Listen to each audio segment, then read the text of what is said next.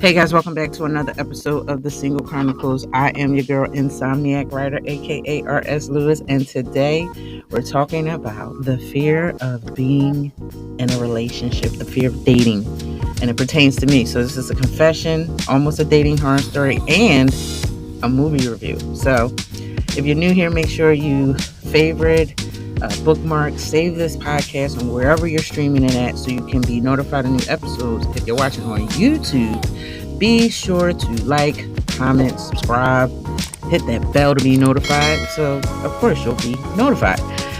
For everyone else, welcome to the Single Chronicles. Hey, hey. Missing someone.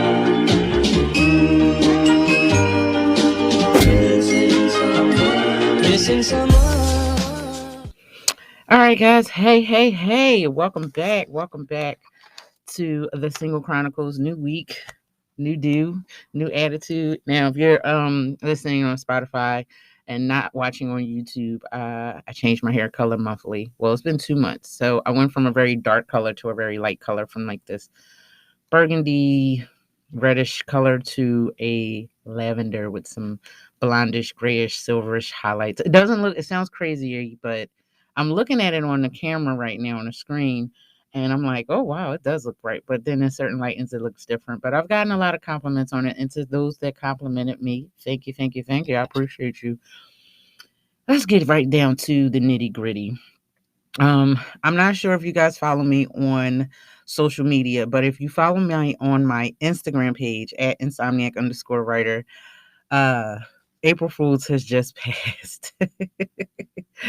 And it was Friday. So Friday, I want to say afternoon-ish, sometime Friday evening, I had posted a video saying I needed uh some ideas for the Single Chronicles because I'm in the dating pool and someone hooked and reeled me. So yes, I needed to change the name of the Single Chronicles to possibly the Couples Chronicles. I needed some name ideas. But I posted this video on Snapchat and on Instagram. I was going to post it on TikTok, but I didn't.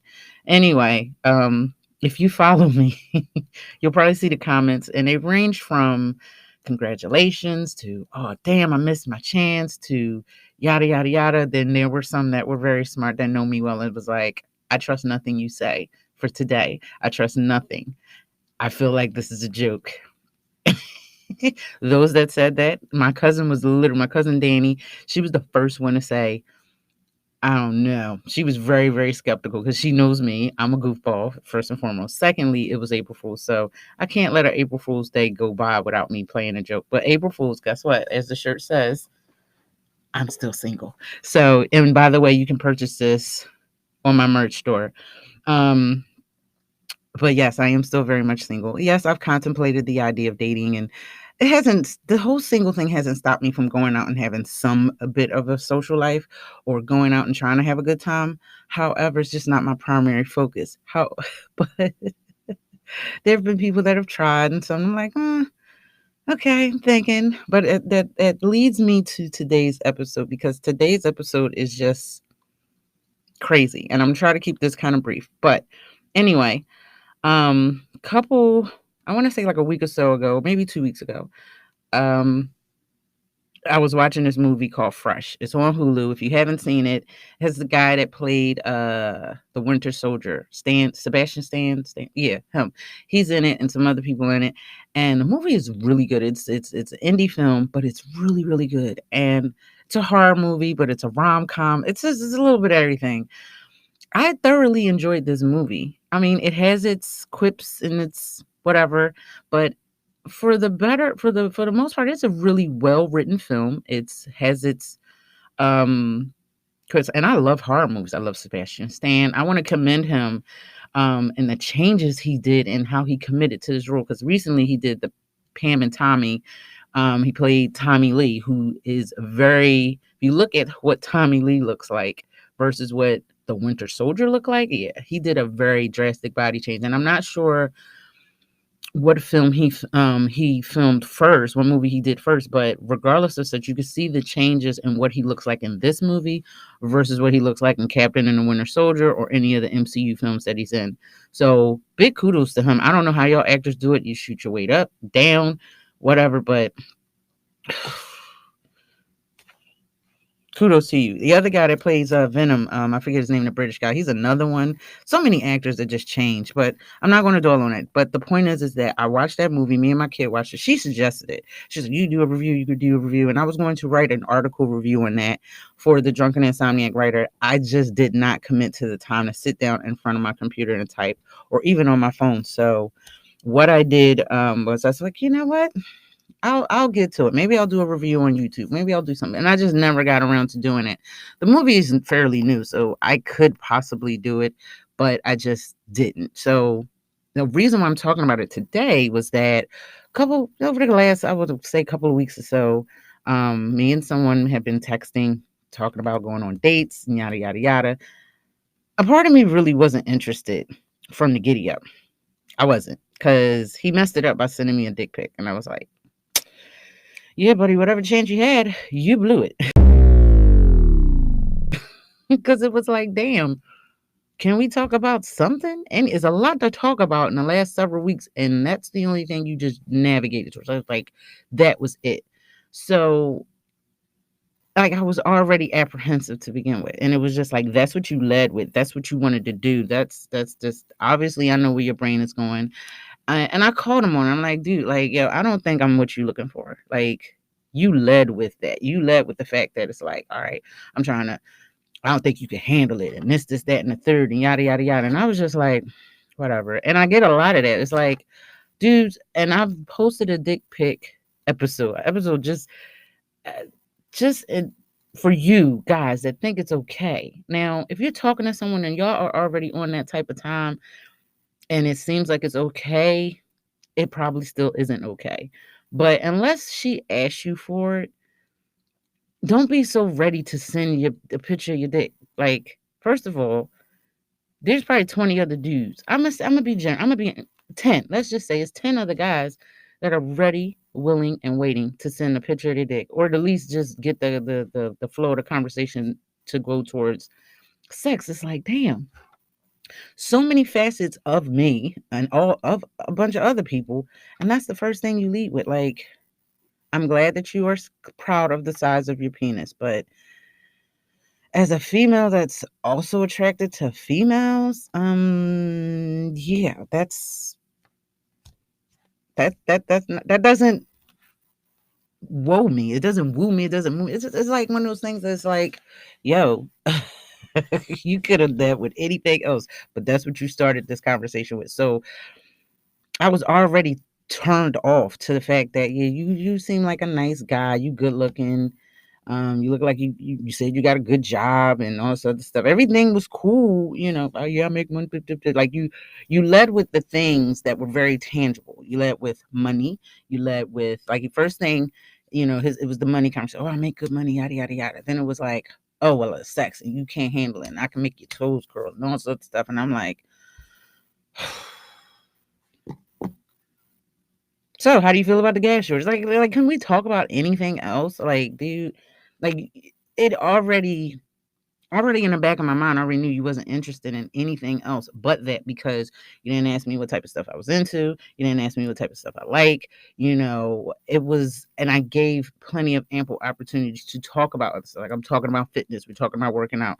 He talked about working out. So it was like, okay, you're good into fitness. And I'm like, yeah, I'm trying to get in, like, I'm trying to get fit. I hate to say the term in shape, but I said that for lack of a better word. I was like, yeah, I'm trying to get in shape. You know, I gained a lot of weight over the years since, you know, my weight has been relatively up and down, closer to the up since I had my daughter. She's 20 years old. I can't say, oh, it's just to be fit, but you know, as I got older, like, I'm in my 40s, so my metabolism is like kind of going down. So it's like, yeah, the weight is just like there. Anyway, that's where it went. So eventually he was talking, let's go on a date. He was like, how would you like, can I take you out this week? And I'm like, thinking about my schedule. I'm like, this week is not going to happen. Like, this week that just went by. And I was like, well, I was like, well, maybe next week. I think next week I have some opening. I don't have any events. I just had my classes. Nothing special is coming up. It's right before Passover, so I'm still allowed to eat a lot of different things. And being plant based and trying to do Passover is not an easy task. And I have my work cut out for me in the coming weeks. But anyway, that being said, I was like, oh, you know what? I've been on a date or two over the last few months. Like I've been trying, like I ain't trying, but I was just like, all right, what the hell? What else am I doing that I can't do this date? And I got paranoid. Like I don't know, out of nowhere, I just thought about this fresh movie and me waking up tied to a bed and then trying to get away, and in the dream I'm like in this trunk, like I couldn't go to sleep. Like I was like, this dream had a hold of me for like hours, and I woke up at like, I want to say I went to bed like 1 in the morning first and foremost, and then I woke up around 2:30, 3 o'clock, and I could not go to sleep. It was damn near 4 in the morning, and I was up, and it was like this paralyzing fear or paranoia that I had about going on a date with this guy. And I'm quite sure, well, I don't, then again, I don't know. But regardless, I don't know if he's any of those things. I don't know if he's that type of guy or not. I don't know anything. I didn't really know anything about him aside from, what he had told me. But I allowed my horror induced crazy brain to get paranoid and get the best of me. Now, I've watched hundreds, if not thousands, of horror movies in the course of my entire life. None of them have really frightened me. Like, yeah, I might have got a jump scare here and there once or twice or whatever. I might have had movies that I thought about later or that inspired a scary story of my own. But I've never been afraid or frightened or paranoid to the point I was just like, oh my God. And I think it had less to do with the movie. And yes, the guy, Sebastian Stan's character in this film. Spoiler alert if you haven't seen. I'm gonna try to avoid spoilers with my mini review of this film. It follows a young single woman, much like myself. Yes, she wants to date. She's going on dates. The first date, the movie opens with her being on a date with this total asshole douchebag type guy, a Chad type. I think that was his name. And she has her bestie, who's a lesbian friend, but she's real dope. This black chick's like, yeah, she's one of those. She's like the homeboy was in what's that movie? Get Out. Like she's one of them type of friends you want to have in the corner. So anyway, long story short, she happens to bump into Sebastian Stan in the supermarket and talking, yada, yada, yada. And then eventually he asks her out. They go for drinks. They have a romp, a one night stand. They get the hibbity dibbity. It turns into a recurring thing over the course. And then the film kind of rushes through them and their connection. But the connection seems valid because it's like, wow, this is all right. Because, it happens. Like people have this thing in their mind, like, you rush in and it's dangerous. And sometimes it's not. So I don't want people to see this movie and be paranoid because you can find someone like my grandma courted my grandpa for 30 days and bam. And I always go back to them, but it can happen. It's happened even in this day and age. People ask those right questions, they get to know someone and they just click. And that's fine. And that's what was happening in this film with the two of them. So he's like, hey, let's go to my cabin and wherever the hell they're going. And she's like apprehensive about it. So she tells her friend. She even took a little picture of him sleep. She was like, yeah, this is the one I've been spending all my time with, and yada, yada, yada.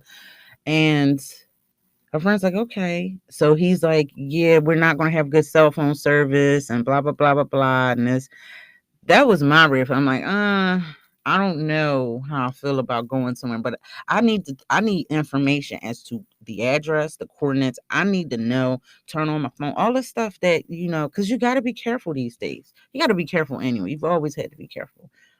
So they go and come to find out he drugs her. She wakes up chained to a bed in a basement.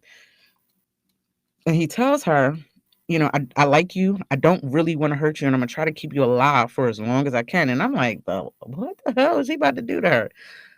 Come to find out, this man he says he's a surgeon, which I guess technically he is. And he takes women that aren't going to be missed very much. And he hacks them up and sells their body parts on the black market to very rich people, more than likely, that are cannibals. So yeah, that's basically what happens in this film. And we find the tension of her friend getting worried and not hearing from her. Of course, dude has her phone, so he's sending these very vague text messages. And her friend have this I love you more, some type of greet, salutations that they give each other when they're texting and talking or whatever. And she says this to her, and then the friend knows all of a sudden, wait a minute, she just sent me an emoji or some shit like that. And she was like, oh yeah, I know something ain't right. So she starts doing her little inspector detective type thing to find her friend. She figures it out like, yo, oh my God, he married with kids. Oh, now a normal person, a normal friend in this situation is probably thinking, oh yeah, he ain't shit. You got my homegirl, wherever, whatever, and you got a whole wife and kids. So she goes and does her digging, yada yada, to go find her. It does not end well for the friend, but not as bad as you think. So, you know, come to find out, he's been taking girls for a very long time. So, and like even my daughter said, it bothered her later on. It bothered her that night, but it bothered me later on because it took my brain to another place in terms of dating. Like I said, this guy, I'm sure he's not this guy, but I don't know. And I just, like I said, it just played into my paranoia because up until now, and even to some extent, I've always had a reason not to connect to other people on that level. And I'm not talking about sex, I'm talking about genuinely connecting and opening up and giving myself to someone. I haven't had a reason to do that. I have other single friends that I can go out with when I want to go out. I have these parties and events that I do for my business. I have my Zumba classes. I have a lot of different things that consume my time that I can always say, oh, well, this is the reason why I'm not going out on this date and I can't connect or I can't do this and I can't that, because it's always my time. And I know I've talked about my overactivity, hyperactivity, and my hyper busy schedule as a means to not connect with other people, but it's also a trauma response for the emotional unavailability that I've sought out because that's what I was always used to as a child. So with that being said, I already come to that conclusion. I've already dealt with that in therapy. But this is where the hammer hit the nail on the head, because now it manifested itself in an actual fear and a paranoia. Now, do I get like this on the other days? No. This kind of played in the part that the fact that I really didn't really know this guy. So it was like, all right, whatever. And I'm not really looking for someone, but it just seemed like, and the way that I kind of met him was kind of like happenstance. He was trying to text somebody and accidentally texted me. And it wasn't even me that he texted. He texted my business number, which is out there. So that number, which is like a Google type of number, so it can receive calls and it can receive text. So for him to send that message to me, it just was like, wow. And it felt weird because I get messages like this on social media, people that make up these pages and they're catfishing. And like the catfishing thing is like a thing, y'all. So it just felt like all my spidey senses and red flags started going off in my head. And I was just like, all right. So even if you take away the fear, the paranoia, and even the thoughts of this movie, I already had red flags in my head because it was like, dude, where the hell did you even come from? And I've had this number established for a long time for you to just randomly think you texted the wrong person, but whatever. And then his number was just like, I did my reconnaissance. It did not yield the results. I thought it didn't match with who he said he was supposed to be. So I was just like, you know what? And like I said, I could be wrong. And buddy, if you listen or watch this podcast or you subscribe, I'm sorry if my fear or whatever got the best of me and I want to hope that you are a good guy and I want to hope that you find what you're looking for and that I get over my shit. But the point is that it just some things felt too good to be true and other things felt kind of very, very red flaggish. And I just was like, no, nope. So anyway, the movie goes, it just kind of felt like that. Just randomly just bump into this person, like really. Like, and it's one of those situations that if it was a fairy tale and if this was a normal a normal planet with normal human beings, this would have made for a very good How I Met Your Mother, How I Met Your Father type of story. And it could have been like really, really great. I just didn't feel right. And I couldn't even find this guy on social media. That was another thing. Like, yo, if you don't have a digital footprint, I'm not saying there aren't people that ain't out there that ain't on social media, but even if you have some type of, like my father, for example, and he's an old guy, he doesn't have a social media, but he has relatives that do. So, from Like every now and again, I might post them, but he has a sister, he has brothers. His sister, his baby brother, my uncle, and his sister have a social media presence, and they are always posting something with him, even if it's a happy birthday every year, whatever. He has a digital footprint, even if it's not his. So I say that to say this: if you're not out there in some shape, way, or form, yeah, like nobody's just off the grid like that.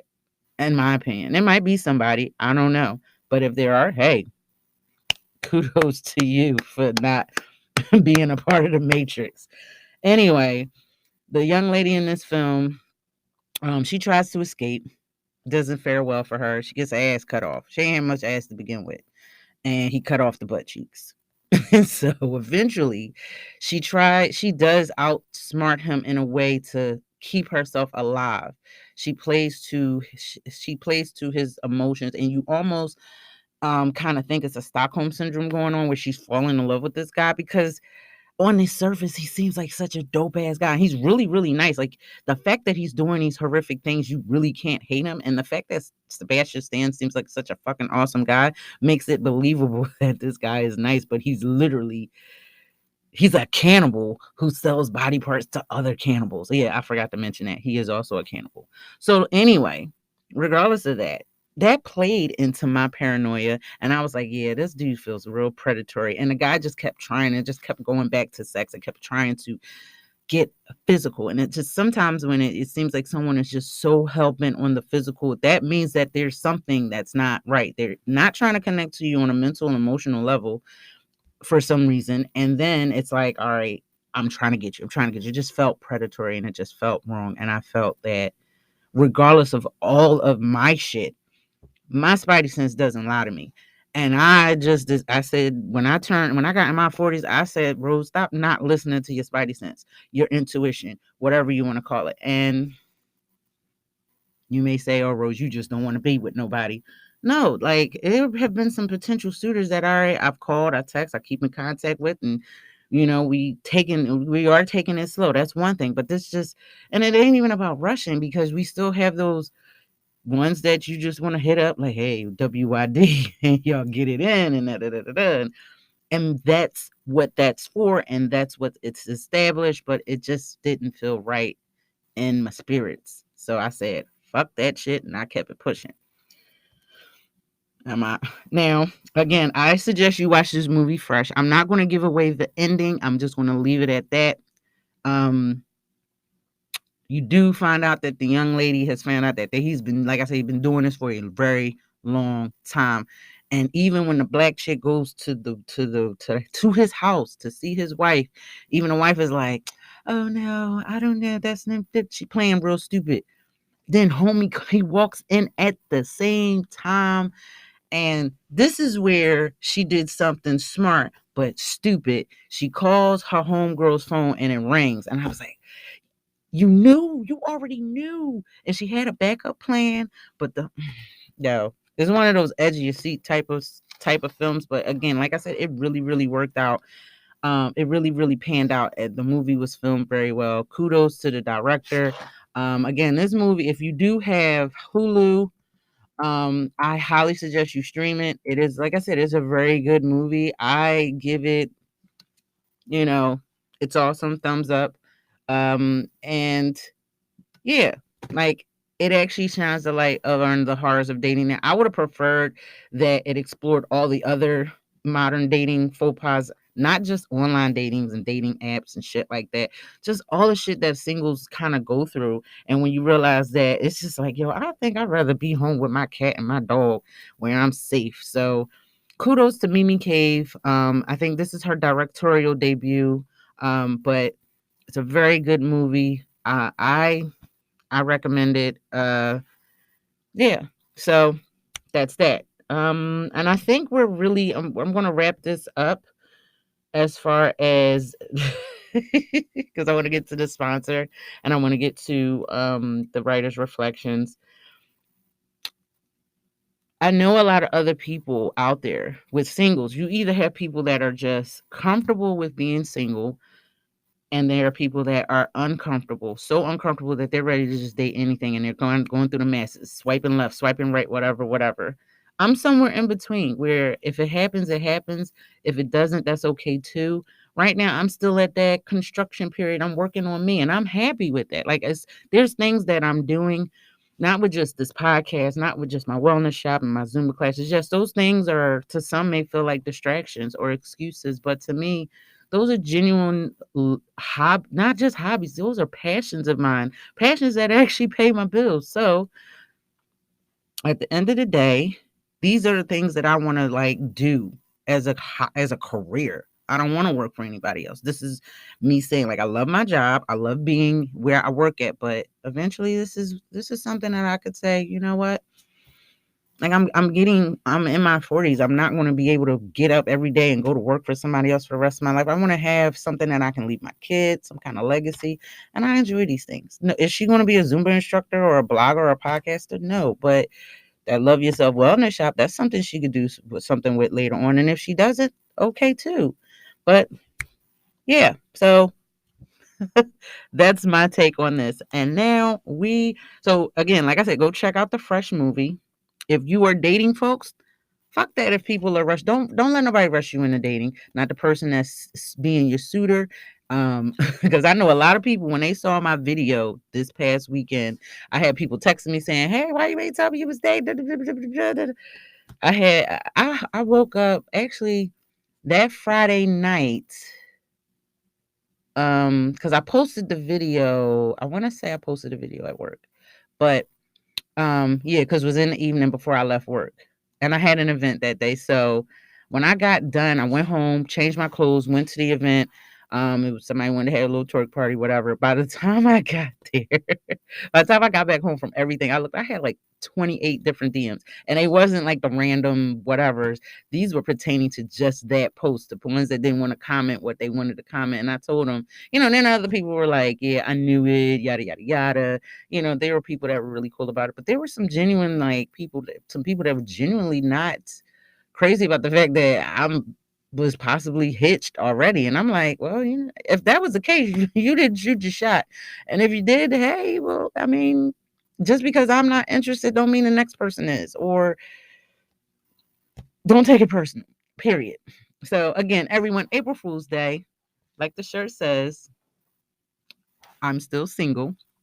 And I don't intend on being single forever. I do intend on being with someone, but it's just like I said, it's not my primary focus. So yeah. Anyway, let's get on to our sponsor. I'm loving it. So today's sponsor is from a lovely lady I know, Samira. She actually is one of my students, and I was like, yo, she has a party planning business that she operates. They decorate and they do all of it, and it's dope. So I want to introduce you guys to Diva Planning. You can find her on Instagram at Diva Planning. That's DIVAPLANNING, all one word. Very creative and everything. They do like those balloon arches, decorations. Very, very talented, because I've tried to do balloon decorations before. I'm all right, but she got some major skills. I looked at her portfolio on her page. Like, they do like little table centerpieces and all that. Very, very amazing. Check her out. She's Philly based here in the city. But call her, you work out some, get her rates. She has different tiers of different types of packages that you can get. I'm actually going to be hiring her for some future events of mine, because I always try to do everything and it's very stressful. Let her take the stress off your hands, because you got to plan it, you got to do catering, you got to do DJ, you got to do entertainment. Last thing you want to worry about is decorations, which can literally be the most tedious, time-consuming thing, because you're trying to put your vision and bring it to life. So let Diva Planning do that for you. She can be reached. Her number is 267-481-1418. Again, that's 267-481-1418. You can find her on Instagram at Diva Planning, DIVAPLANNIG. Tell her Rose on the Single Chronicles sent you. Yeah, Diva Planning. I can't wait to get the balloons. I can't wait to the event. Like, yo, yeah, this is my girl right here. And yeah, I can't wait. I'm so hyped. Anyway, on to the writer's reflections. Thank you so much for tuning into the Single Chronicles. Today, we talked about the paranoia behind dating, as well as, not rushing in and being afraid to take that lead, take that step towards companionship. Even if you do take the first steps and you get to the edge, you kind of run back and you get scared. And I noticed that for the bulk of my life, I've played things safe. I've never taken any major risks. And I told myself that I owed it to the next part of my life to stop doing that in other facets. It could have been business endeavors, jobs, trips, whatever, anything that was like, I remember I was supposed to take this trip to Florida for a convention. I was like, no, didn't happen. And the one time I actually did, when I went up to Maine, I said, F it, I'm gonna book this trip by myself. I don't need anybody to go with me. And that was the first time that I not only have a great time, even the weather was kind of because it's October, but I had a ball. I took that chance and just said, F it, I'm doing this for me. I've always allowed things to get in my way, be it could be something that comes up. I can always say no and just say, no, I have this plan, I can't do it. But I've always, gotten in my own way, and I've always played it safe because the fear of failure was just too great. And it's the same that I have to deal with in dating now. Now that I know why I've made the poor dating choices that I've made in the past, that still looms over me because I'm afraid to do that. Everyone, of course, it's normal to be afraid to be hurt.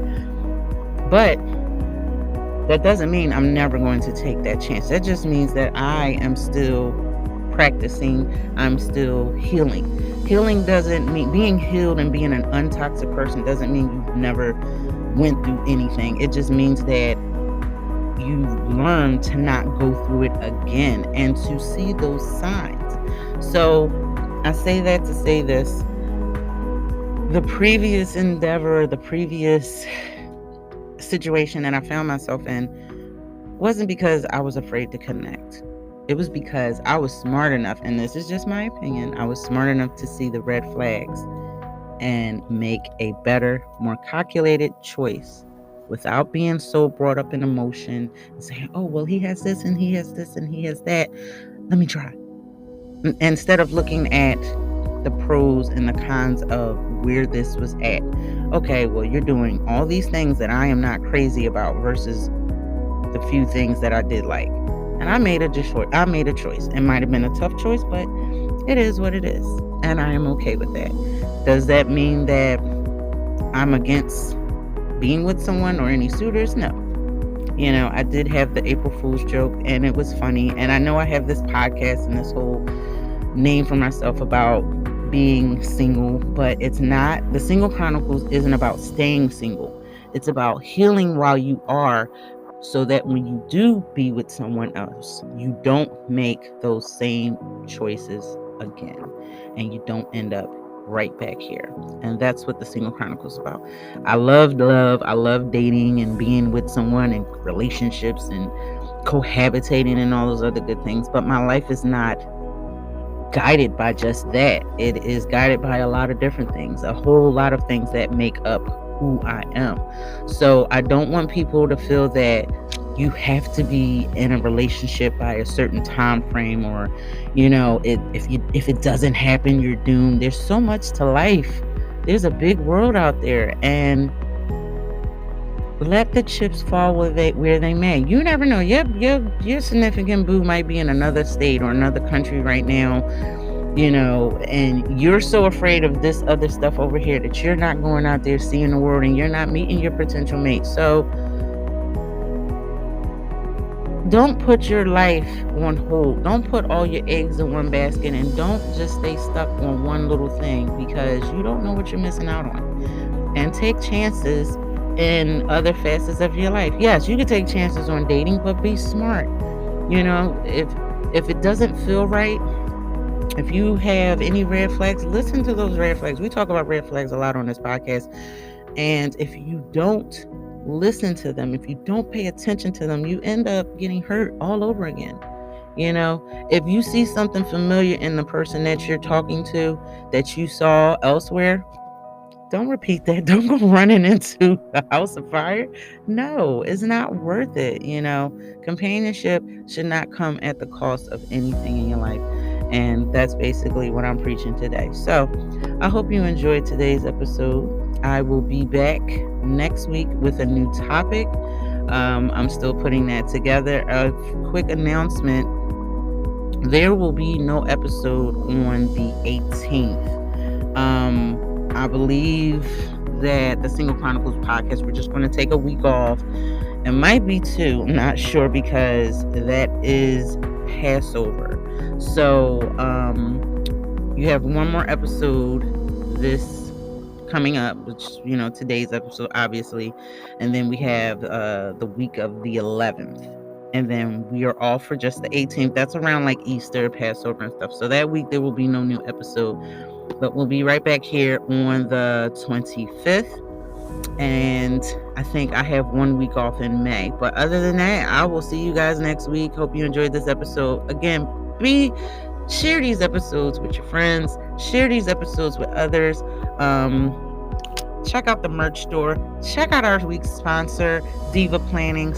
And just show some love.